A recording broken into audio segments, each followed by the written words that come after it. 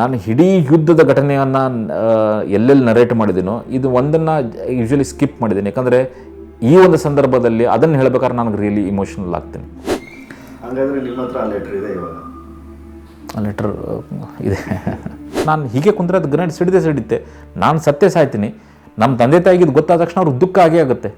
But ನಾನು ಹೀಗೆ ಕುತ್ಕೊಂಡು ಆ ಗ್ರೆನೇಡ್ ಸಿಡಿದ್ರೆ ಏನು ಇಮ್ಯಾಜಿನ್ ಮಾಡಿದ್ದು, ಅಷ್ಟು ಕಿತ್ಕೊಂಡು ಹೋಗ್ಬಿಟ್ರೆ ಏನು ಉಳಿಯಲ್ಲ. ಮನೆಗೆ ನವೀನಂತ ಏನಂತ ವಾಪಸ್ ಕಳಿಸ್ತಾರೆ.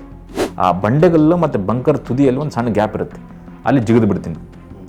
ಜಿಗಿದ ತಕ್ಷಣ ಗ್ಯಾಪ್ ಸಣ್ಣದು, ಮೈ ಮೇಲಿನ ಭಾಗ ಅಲ್ಲಿ ಹೋಗುತ್ತೆ, ಕಾಲು ಕೆಳಗಡೆ ಹೊಳ್ಕೊಂಡು and the grenade takes off. Grenade blast ಆಗುತ್ತೆ. ಬ್ಲಾಸ್ಟ್ ಆಗಿ ಒಂದು 15 ಸೆಕೆಂಡ್ ನಾನು ಬದುಕಿದ್ದೀನೋ ಸತ್ತಿದ್ದೀನಿ ಏನೂ ಗೊತ್ತಾಗ್ತಿಲ್ಲ. ಅವ್ರು ಬಂದು ಹೇಳ್ತಾರೆ, ಅಣ್ಣ ತು ಡರ್ನ ನೈ ಮೈ ಆಗಿ ಅವು, ನೀನು ಹೆದರ್ಬೇಡ ನಾನು ಬಂದಿದ್ದೀನಿ ಅಂತಾರೆ. ನಾನು ಕಂಡುಬಿಟ್ಟು ನೋಡಿದಾಗ ಅವಾಗ ಫಸ್ಟ್ ನಾನು ರೆಕಗ್ನೈಸ್ ಮಾಡಿ ಕ್ಯಾಪ್ಟನ್ ವಿಕ್ರಮ್ ಬತ್ರಾ ಎದುರು ನಿಂತ್ಕೊಂಡಿದ್ದಾರೆ. ಅವ್ರನ್ನ ನೋಡಿದಾಗ, ಅವ್ರ ಮಾತು ಕೇಳಿದಾಗ ಅವಾಗ ನನಗೆ ಅರಿವಾಯ್ತು ನಾನು ಬದುಕಿದ್ದೀನಿ ಅಂತ.